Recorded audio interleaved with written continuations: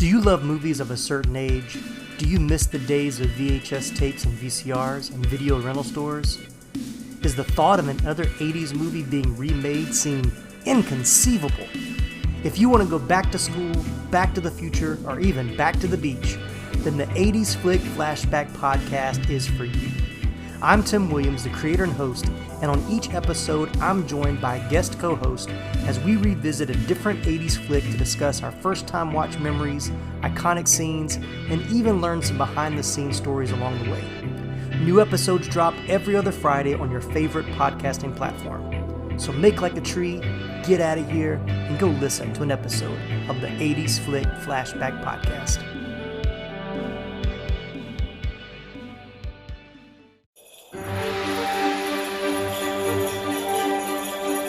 Welcome to Moving Panels One Shot. Let's have a nerdy little conversation. However, that conversation today is just going to be with me.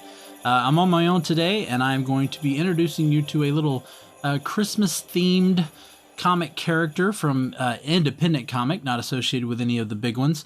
I actually last year posted a video on the Moving Panels YouTube channel, which I'm not extremely great at doing, but I posted this video last year. It's a little 2.5-minute video introducing you to the character of Jingle Belle. But today we're going to go into a little bit more depth, and maybe this could be something you could pick up to read for the holiday season. So Jingle Belle was created, and she is owned by writer-creator Paul Dini. For those not familiar with Paul Dini, look, if you're in your 30s or 40s, he is an icon for you because he is the man behind, not behind, but he is the man that is pretty much so important to Batman the Animated Series and the DCAU. So when they ranked the top 10 Batman Animated Series episodes, 7 of them were written by Paul Dini. This is the guy who created Harley Quinn, and we know how big Harley Quinn has come out.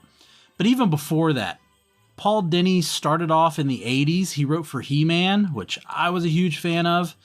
As the 90s approached, he wrote for Tiny Toon Adventures, which again, I'm a huge fan of. And then, of course, he went on to do Batman the Animated Series, where he really became a legend. And of those top 10 episodes, the top 4 were all written by Paul Dini, and one of them is one of my favorites, and it's Heart of Ice.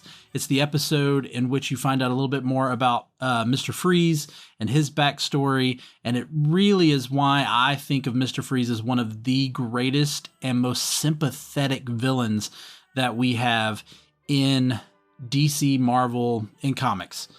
All right. The thing is, Dini can beautifully write both comedy and drama, and he can merge them so that he gives a character this depth, this inner turmoil, which is the basis behind why the character is the way they are, which he also does within these Jingle Belle comics. So for those of you not familiar, let's talk about Jingle Belle. So Jingle Belle is the daughter of Santa Claus. I mean, why not? We've had many iterations of Santa Claus over the years. We also very recently are starting to do a lot of what if Santa had kids. I mean, we've had Noel on Disney Plus. We've had Arthur Christmas. I mean, there's even a movie where Jenny McCarthy plays Santa's daughter. So we've tackled this before. So here we have Jingle Belle, and she is really about 150, 200 years old. It kind of changes throughout. There was a one-shot in 2018 in which she states she's 300. There's another comic in which she states she's about 150, which converts into 16 elf years. But yet, when she says she's 300, if you use the same conversion, I'm a math teacher, of course I'm going to do that. That would make her about 32 because it's close to double there. So I'm not 100% sure. But what they did in the first comic, when they show that she's about 150 years old, is that placed her birthday in 1857. Now, why was that a big deal? It's a little Easter egg, because 1857 is the year that the song Jingle Bells was released. Now, of course, Jingle Bells, for those of you who want a little Christmas Carol trivia, Jingle Bells was not originally titled that. it was actually called the One Horse Open Sleigh when it was originally published. And it was actually, from my knowledge, it was meant to be a Thanksgiving song. But of course, over the years, it got converted more into a Christmas carol, and we have Jingle Bells. Now, Jingle is a very mischievous character. She's kind of that rebellious teenager, but at the same time, she's good-hearted. Like, she's trying to do her best. Sometimes she knows she's doing something she shouldn't do, but even when she does try to do something good, she finds some way to screw it up, or she does something she doesn't realize that she shouldn't be doing. And she's a fun character. Let's just leave it like that. What's behind her motivation is the fact that she feels unappreciated by her parents. And she has, quote unquote, a sibling rivalry with all the children of the world because she feels that her dad cares more about every kid in the world more than her, his own daughter. And so that gives her a little bit of jealousy. And there's actually a great comic in this series. It's called A Carol's Christmas, or The Christmas Carol. I can't remember the order of it, but it's about this girl named Carol that Santa meets several years ago and becomes Santa's helper when he's down at this certain mall, and they stay in contact for a few years, and then Jingle messes with that relationship so that Carol believes that Santa actually doesn't like her. And it's a great issue. I won't go into any more of that.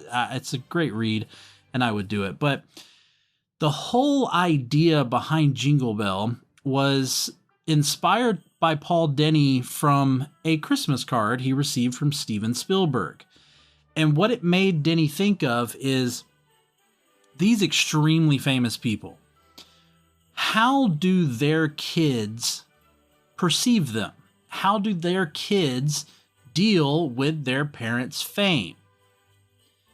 And I mean, who's more famous than Santa Claus? So of course that works. So he came up with this character. He started writing comics, and I'm going to get a little bit into the publication and how the comic kind of unfolded.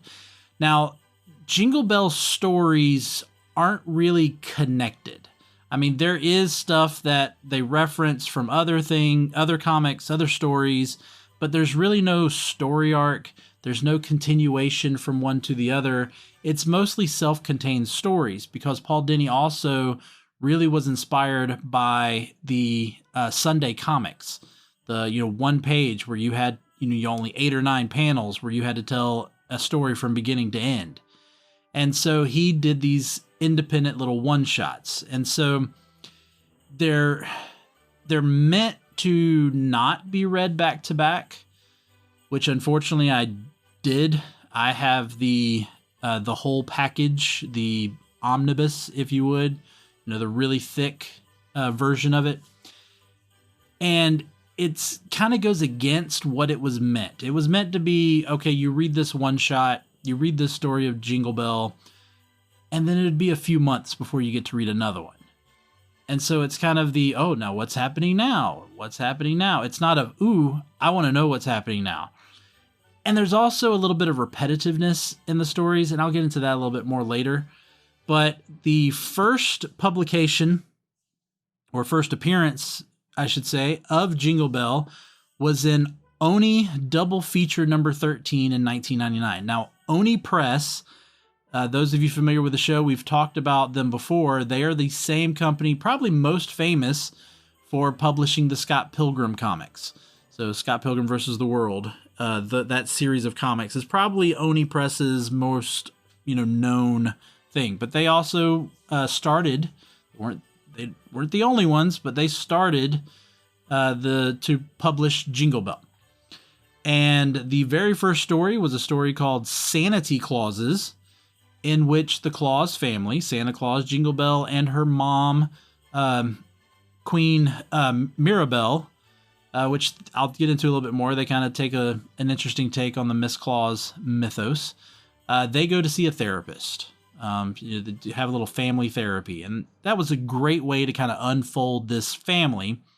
And us to go ahead and connect with the characters as we get other Jingle Belle stories, and we would know more of what is the motivation of this character.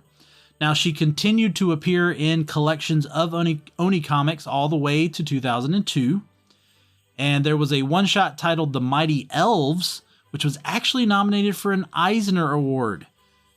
Unfortunately, it lost to The Simpsons Radioactive Man comic book. Okay. What's funny, though, is ironically, Jingle would actually appear in a Simpsons comic book in 2006. She appears in The Simpsons Winter Wingding #1. I have not looked at that. I am curious to see, but apparently she makes a cameo appearance in that. Now, the Jingle Belle comics that were released by Oni Press were all in black and white. They are beautifully drawn.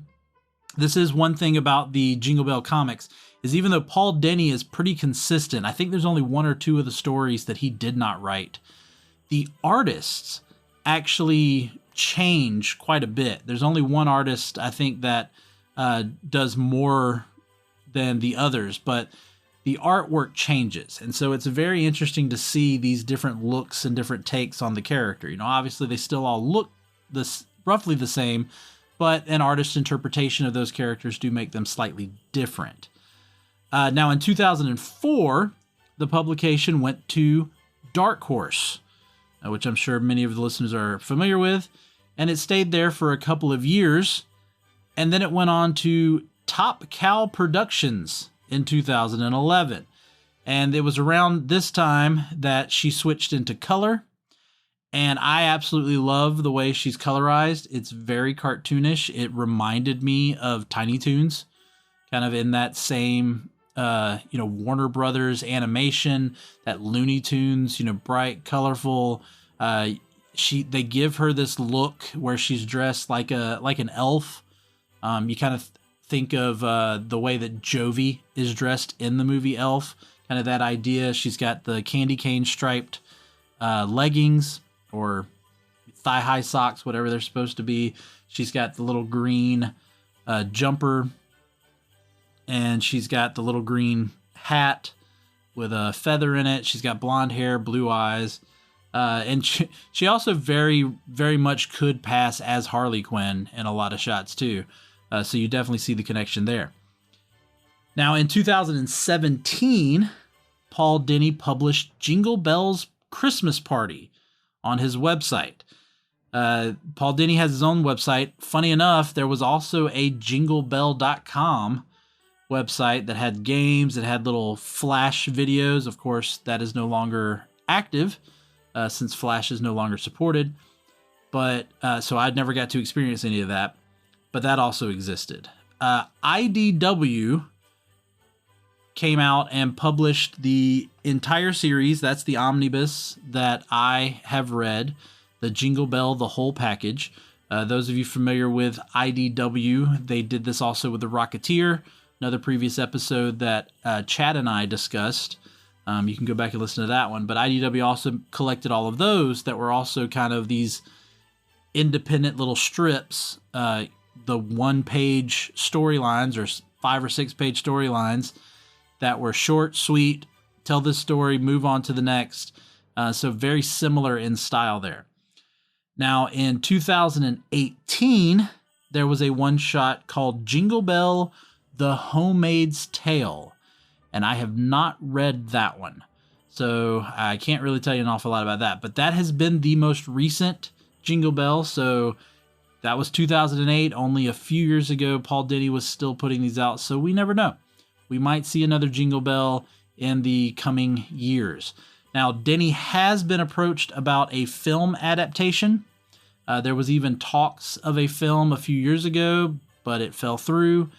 And a lot of what I've read is that Paul Dini is a little reluctant to do a film adaptation because he does not want to give up ownership or control of the character, which I totally respect. I think that's very important for a creator of a character. is they want to make sure the character is treated correctly. And so I totally support that for Paul Dini. Although I would not be upset with an animated movie, especially if he wants to bring that into the world of DC, or just have the same people that make the DC animated movies make a Jingle Belle movie. That way we know it'll be enjoyable and entertaining. So let's get into some of the characters here. Now, we've talked about Jingle, so let's talk about her dad for a moment. He does go by the name Kris Kringle, although they also call him Santa Claus, obviously, and he's a celebrity in this world. They don't do the whole Santa's kind of secretive and keeps to himself, and does he or does he not exist. In the world of Jingle Belle, he exists. Everybody knows who he is. He is the Santa that you go and see at the mall. Of course, I don't know how he does all of the malls, but he is the one you see at the malls. People know who he is. He is not trying to hide from kids. He sees kids, and he's the greatest celebrity ever. They draw him as a very large man. Now, I don't necessarily mean, plump, but even like gigantic. Like, he is just a very large man. And they use that sometimes in some of the comics to almost make him feel a little bit more like a larger than life character. Especially when he's going up against villains, which I'll get into one of those in a little bit. But I do love this version of Santa. There are a couple of the comics in which they kind of bring him down a notch and they just make him kind of flat and one note. But for the most part, I really like this character and their portrayal of Santa Claus. Jingle's mom is, as I mentioned earlier, Queen Maribel. This is their take on Mrs. Claus. Instead of doing the typical Mrs. Claus, they actually created in their mythology a backstory with this Queen Maribel in order to connect her to how Santa became to be. So what they establish is that Queen Maribel is the queen of the elves, who were the original people in the North Pole area, and she was kidnapped. I think some of I think all the elves were kidnapped.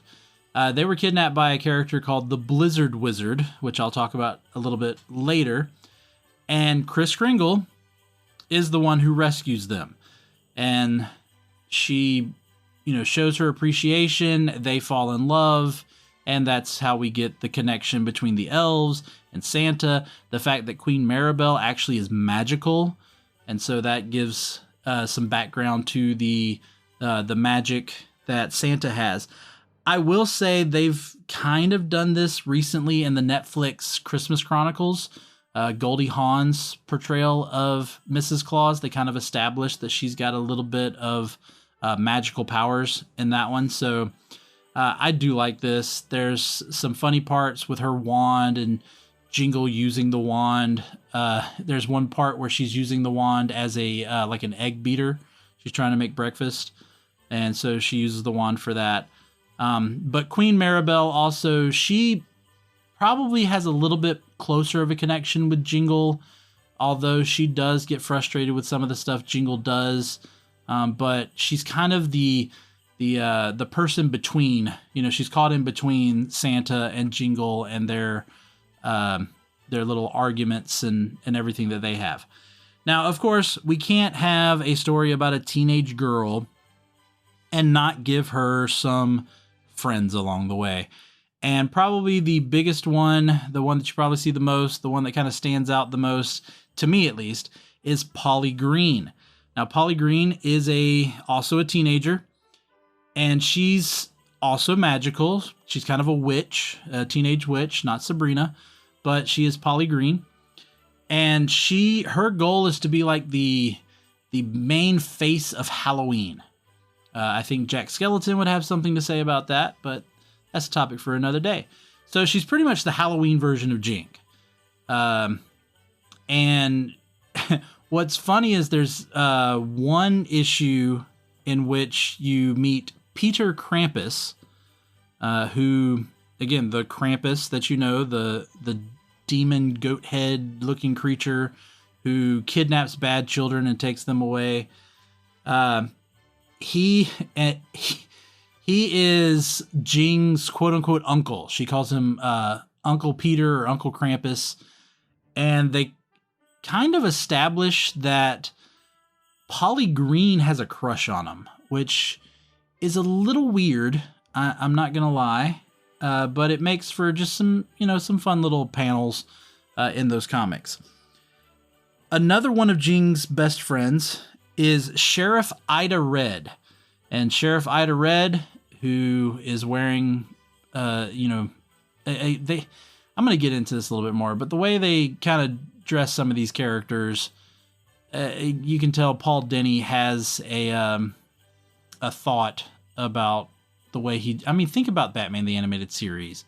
Think about Superman the Animated Series. Every woman is pretty much made to look flawless. Even the ones that are meant to be a little heavier and they're still decent to look at. He clearly has a type. But Sheriff Ida Red is, I guess you could say, is a mutant. She can fire energy bolts from her hands. She can fly, kind of. But she's also a friend. She's the sheriff of Mutant, Texas. So that's where they kind of hide in the word mutant, because I'm pretty sure that word cannot be used to describe anybody because of Marvel, but I'm not 100% sure on that. We also have a bunch of elves. Probably the ones you see the most are Gretchen Sweetsong and Rosetta Rosedew. They are also friends of Jing's, who sometimes are getting wrapped up in Jing's hijinks at the North Pole. Jing usually gets them to do something, or they're trying to stop her from doing something, and all along those lines. Finally, we've got the Blizzard Wizard. There's a lot of conflict. There's really no villains. Blizzard Wizard comes the closest to actually being a villain, although that eventually goes away. So he's supposed to be the arch nemesis of Santa. I talked about he once enslaved the elves and Queen Maribel. Santa saved them. He's trapped inside or because of a magical snow globe. Pretty sure that got ripped off in Santa Claus 3. But Jing ends up accidentally releasing him, and so Santa has to put a stop to him again. And eventually, in a later comic, they come to a truce to where they're not going to fight anymore. So that is what it is. But he's the closest you come to really a villain in the Jingle Belle comics. So I've been playing around with this. I'm going to go ahead and talk about it a little bit more. And I do enjoy these comics. Now, there's hit and miss on a lot of these, but I do want to hit some of the negatives. Some of the things I think you should be aware of if you were to go and look up these Jingle Belle comics. So the first thing is in the very first story. In the very first story, when the Claus family is talking to the therapist, they talk about her name being Jingle Bells. And, you must be named after the song. And she gets a little offended by that. And her dad says something to the point of, well, the Eskimo boys call her Jingle All the Way. And I was a little taken back by that, because I'm like, did you just shame your daughter, Santa? And it's very uncharacteristic of Santa. It was very, in my opinion, unnecessary to put something like that in there. We do see that Jingle is a little bit feisty, I will say, in certain spots, in certain storylines. You see her with some guys, but there's a lot of sexualizing Jingle Belle throughout. Sometimes it's just in the artwork. Sometimes it's actually in the story. They do the same thing with her friends, with Polly and with Ida. They make them overly sexualized. Ida is wearing Daisy Dukes most of the time, and she's wearing a button-up shirt that's tied right at her chest. And they there's a lot of artwork that features them in even less clothes than that. There's no nudity, but they really push the limits of having that. There's actually a whole storyline called Belle's Bells, in which Jingle asked her dad if she can make a change to one of the Christmas traditions. And her dad, just to get her out of his hair, says, fine, do what you want, knowing that he's probably going to have to fix it later. And what Jing does is she goes to the guy who hires the bell-ringing Santas, the corner Santas that collect money, which apparently there's only one in the world who hires all of those Santas. And she says, we're not going to hire guys who look like my dad anymore. We're going to hire hot women and models. And so she swaps out the corner Santas for these scantily clad, attractive women. And so again, kind of cringy. We are talking early 2000s in which that was really predominantly a thing when this was happening, but it's still, it's kind of cringy to read. It doesn't ruin the stories. It doesn't ruin the comic, but you will have to go through some of that as you're reading the Jingle Belle comics. There's also a few slightly racist jokes. There was one in which there's an evil ice wizard who is clearly supposed to be Bin Laden. So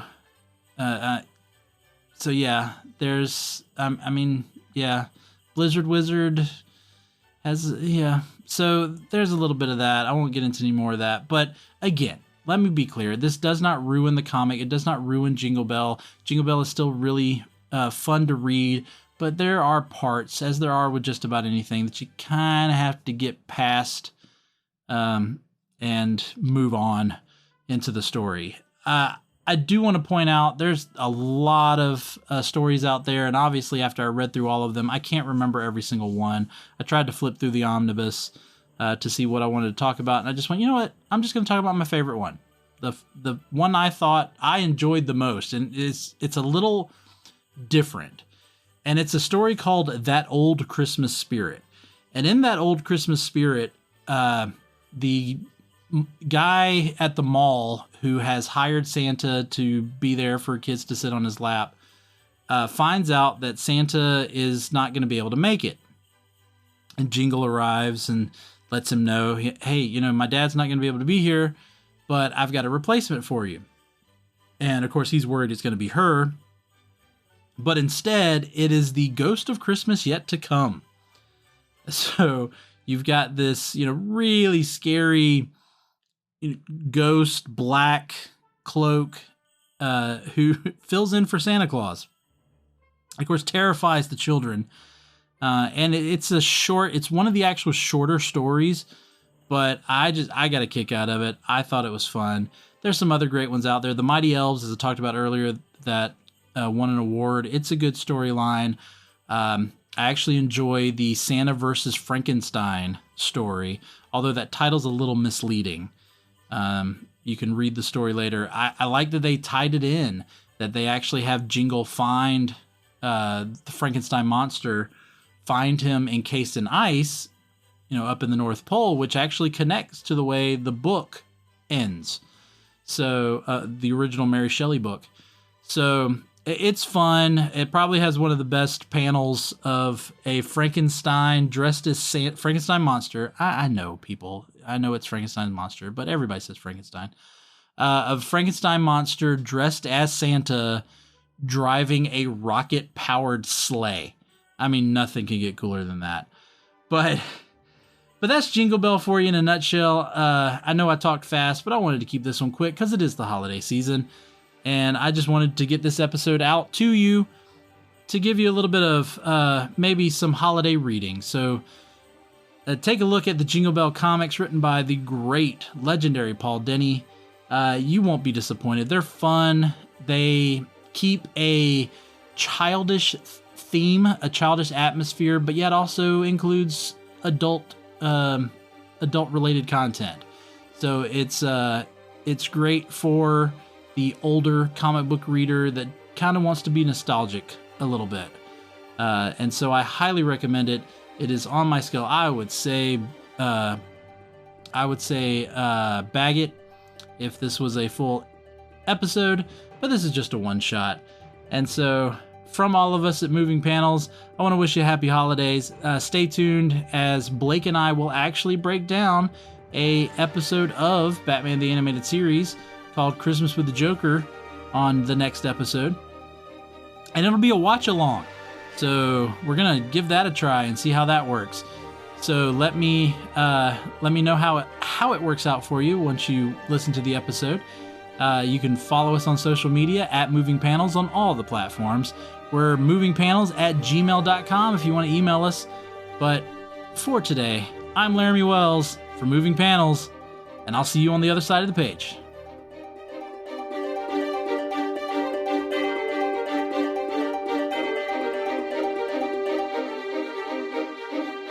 Ho, ho, ho, ho!